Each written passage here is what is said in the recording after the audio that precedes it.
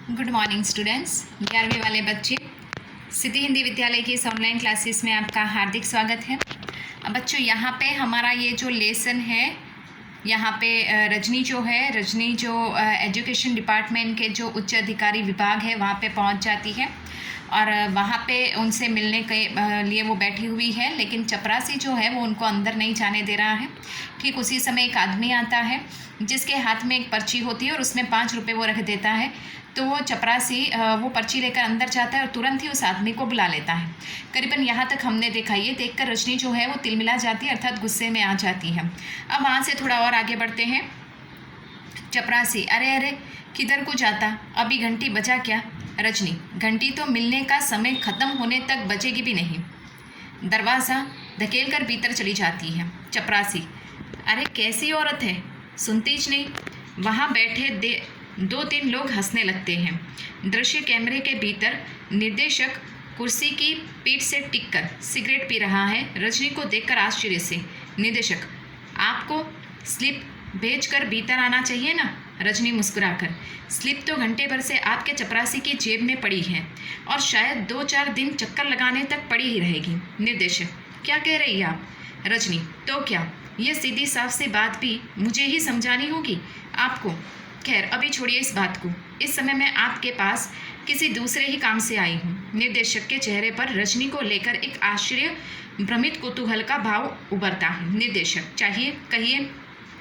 रजनी, थोड़े सोचते हुए देखिए, मैं स्कूलों, विशेषकर प्राइवेट स्कूलों और बोर्ड के आपसी रिलेशन के बारे में कुछ जानकारी इकट्ठा कर रही हूँ। निर्देशक, कोई रिसर्च प्रोजेक्ट है क्या? Very interesting subject. रजनी, बस कुछ ऐसा ही समझ लीजिए। अब यहाँ पे रजनी जो है वो निर्देशक के पास जाती है। निर्देशक वो कमरे में दौड़ के चली जाती है। वो वहाँ पे आराम से सिगरेट पी रहा था। रजनी को देखकर वो कहता है कि आपको पर्ची देकर अंदर आना चाहिए था। तब रजनी कहती है कि 1 घंटे पहले से ही मैंने पर्ची दे दी थी, लेकिन शायद वो आपकी चपरासी की जेब में लेकर वो घूम रहा है और मैं 3-4 दिनों तक यहाँ पे आऊँगी तो भी वो उसी के जेब में रहेगा। फिर रजनी कहती है कि खैर, मैं यहाँ किसी दूसरे काम से आई हूँ। फिर रजनी बताती है कि मैं एक प्राइवेट स्कूल और यहाँ पे बोर्ड के बीच में जो अंतर है, उनके बीच में जो रिलेशनशिप है, उसके बारे में कुछ जानना चाहती हूँ। तो निर्देशक जो है वो कहते हैं कि आप कोई प्रोजेक्ट कर रही हैं, तो वो बहुत अच्छा प्रोजेक्ट है। रजनी कहती है कि ऐसा ही कुछ समझ लीजिए।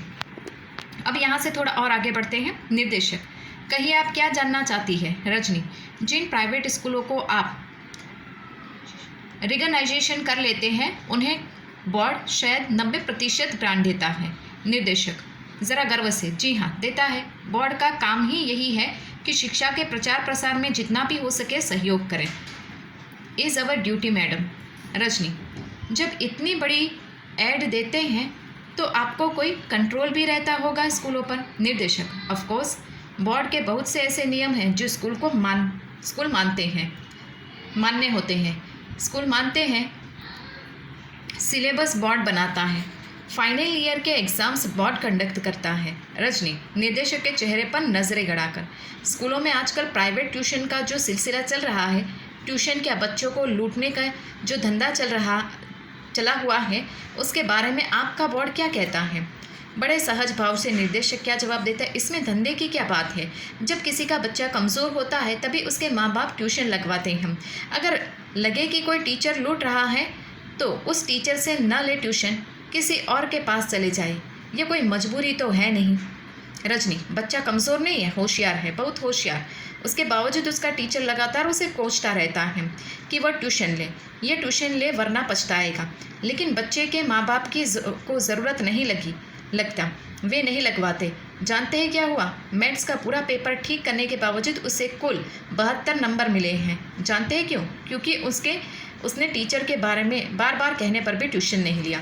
अब रजनी जो है बच्चों निर्देशक के पास जाती है, उनसे बातचीत करती है। निर्देशक कहते हैं कि कहिए। रजनी कहती है कि प्राइवेट स्कूलों को करीबन यहाँ पे ग्रांट मिलती होगी सरकार की ओर से। तब निर्देशक कहते हैं कि हाँ, सही बात है, शिक्षा का प्रचार प्रसार करना ही तो हमारा काम है। बड़े गर्व से वो जवाब देते हैं। फिर रजनी कहती है कि प्राइवेट स्कूलों में तो फिर आपका कोई कंट्रोल भी होगा। तब निर्देशक कहते हैं कि हाँ, उनको हमारे कुछ एक कायदे कानून और नियम से चलना होता है और स्कूलें चलती भी हैं। फिर रजनी कहती है कि तो फिर उसमें ट्यूशन क्लासेस जो चलते हैं उसके बारे में आप क्या सोचते हैं। तो उन्होंने कहा कि बच्चे अगर कमज़ोर है तो ट्यूशन ले सकते हैं, और अगर उनको नहीं लेना है तो वो नहीं ले सकते, और अगर कोई टीचर उसको लूट रहा होता है, रजनी जवाब देती है, तो फिर क्या करना चाहिए। तो यहाँ पे जो निर्देशक होता है, जो डायरेक्टर होते हैं, वो जवाब देते हैं कि तो फिर उसको उस टीचर के पास ना जाकर दूसरे किसी के पास जाना चाहिए। तब रजनी कहती है कि ये तो गलत बात हुई, बच्चा होशियार है, पढ़ने लिखने में बहुत होशियार है, लेकिन फिर भी उसके माता पिता उसका मैथ्स में ट्यूशन नहीं लगवाते। बच्चा मैथ्स में पूरा पेपर ठीक से लिखता है, लेकिन फिर भी उसके 72 अंक आते हैं, तो उसमें किसकी यहाँ पे कमज़ोरी है।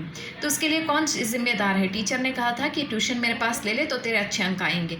तो यहाँ पे रजनी जो है वो निर्देशक से बात करती है और उसके बारे में वो जवाब चाहती है। वो पूछती है कि आखिरकार ऐसा क्यों होता है, तो आप मुझे बताइए। अब यहाँ से थोड़ा और आगे बढ़ते हैं। निर्देशक, वेरी सैड, हेडमास्टर को एक्शन लेना चाहिए ऐसे टीचर्स के खिलाफ। रजनी, क्या खूब, आप कहते हैं कि हेडमास्टर को एक्शन लेना चाहिए। हेडमास्टर कहते हैं मैं कुछ नहीं कर सकता। तब करेगा कौन। मैं पूछती हूँ कि ट्यूशन के नाम पर चलने वाले इस घिनौने रिकॉर्ड को तोड़ने के लिए दखलंदाजी नहीं करनी चाहिए आपको।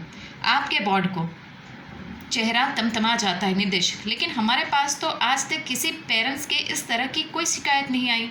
रजनी, यानी कि शिकायत आने पर ही आप इस बारे में कुछ सोच सकते हैं। वैसे शिक्षा के नाम पर दिन दहाड़े चलने वाली इस दुकानदारी की आपके बोर्ड ऑफ एजुकेशन को कोई जानकारी ही नहीं, कोई चिंता ही नहीं। निर्देशक, कैसी बात करती है आप।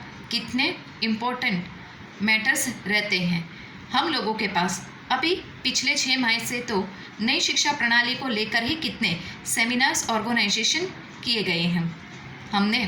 व्यंग्य से, ओह रजनी, इम्पोर्टेंट मैटर्स, नई शिक्षा प्रणाली। अरे पहले इस शिक्षा प्रणाली के छेदों को तो रोकिए, वरना बच्चों के भविष्य के साथ साथ आपको नई शिक्षा प्रणाली भी छीनकर गड्ढे में चली जाएगी। साथ निर्देशक थोड़े गुस्से के साथ, आप ही पहली महिला है और हो सकती है कि आखिरी भी हो जो इस तरह की शिकायत लेकर आई है। रजनी, ठीक है, तो फिर आपके पास शिकायत का ढेर ही लगाकर रहूँगी। झटके से उठकर बाहर चली जाती है। निर्देशक देखता रहता है, फिर कंधे उचका देता है। अब मोटाज में कुछ दृश्य दिखाए जाए। रजनी फ़ोन कर रही है, मेज़ पर कुछ पत्र रखे हैं और रजनी एक रजिस्टर में उसका नाम पते उतार रही है। अब इस पन्ने पर क्या होता है, यहाँ पे जैसे कि रजनी जो है निर्देशक से बातचीत करती है, दोनों के बीच में बहस होती है। निर्देशक कहते हैं हेडमास्टर को एक्शन लेना चाहिए। फिर रजनी कहती है तो फिर आपका बोर्ड किस काम का, आपको कोई एक्शन क्यों नहीं लेना चाहिए। तब यहाँ पे निर्देशक जवाब देते, आज तक कोई ऐसा पेरेंट्स नहीं है जो हमारे पास शिकायत लेकर आया हूँ। रजनी मतलब बहुत गुस्से में आ जाती है बच्चे और कहती है कि जब कोई शिकायत लेकर आएगा तभी आप कोई निर्णय लोगे, तब तक नहीं लोगे। तो यहाँ पे बच्चों के भविष्य का क्या। तो इस तरह से रजनी जो है यहाँ पे तिलमिला जाती है और गुस्से से उठकर बाहर चली जाती है। अब थोड़ा और आगे बढ़ते हैं। साथ में अब दूसरा दृश्य की शुरुआत होती है बच्चों। यहाँ पे रजनी किसी को फ़ोन लगा रही है, वो दृश्य है।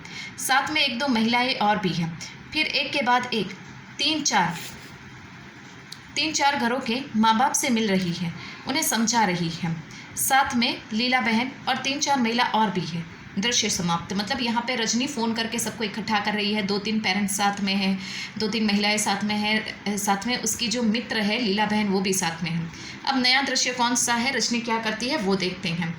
किसी अखबार का दफ्तर, कमरे में संपादक बैठे हैं। साथ में 3-4 स्त्रियों के साथ रजनी बैठी हैं। संपादक, आपने तो इसे बाकायदा एक आंदोलन का रूप ही दे दिया, बहुत अच्छा किया। इनके बिना यहाँ चीज़ें बदलती भी तो नहीं है। शिक्षा के क्षेत्र में फैली हुई इस दुकानदारी को तो बंद ही होना चाहिए। रजनी एकाएक जोश में आकर, आप भी महसूस करते हैं ना ऐसा, तो फिर साथ दीजिए हमारा। अखबार यदि किसी इश्यू को उठा ले और लगातार उस पर चोट करता रहे तो फिर यह थोड़े से लोगों की बात नहीं रह जाती, सबकी बन जाती है। आँख मूंद कर नहीं रह सकता फिर कोई उससे। आप सोचिए ज़रा, अगर इसके खिलाफ कोई नियम बनाता है तो आवेश के मारे जैसे बोला नहीं जा रहा है। कितने पेरेंट्स को राहत मिलेगी, कितने बच्चों का भविष्य सुधर जाएगा, उन्हें अपनी मेहनत का फल मिलेगा, माँ बाप के पैसे का नहीं। शिक्षा के नाम पर बचपन से ही उनके दिमाग में यह तो नहीं भरेगा कि पैसा ही सब कुछ है। वे संपादक हंसकर, बस बस मैं समझ गया आपकी सारी तकलीफ, आपका सारा गुस्सा रजनी। तो फिर दीजिए हमारा साथ, उठाइए इस इश्यू को, लगातार लिखिए और धुआंधार लिखिए। अब रजनी और लीला बहन, कुछ एक पेरेंट्स जो होते हैं वो संपादक मतलब अखबार वाले के पास जाते हैं, संपादक को सारी बात बताते हैं। संपादक ने कहा कि आपने जो ये यहाँ पे मुद्दा उठाया बहुत अच्छा है। रजनी और ज़्यादा उत्सुक हो जाती है, उत्साहित हो जाती है और कहती है कि शिक्षा के नाम पे ये जो सब चल रहा है उसको बंद होना चाहिए। और इस तरह से रजनी जो है वो संपादक का साथ मांगती है। संपादक समझ जाते हैं और रजनी को वहाँ पे कहते हैं कि आप जो काम कर रहे हो बहुत अच्छा है, मैं आपको इस काम में साथ दूंगा। तो बच्चों आज के इस वीडियो में हम यहाँ तक देखते हैं। नेक्स्ट वाले वीडियो में थोड़ा सा और बाकी उसको देखकर फिर हम स्वाध्याय के प्रश्नोत्तर की चर्चा करेंगे। तब तक के लिए थैंक यू।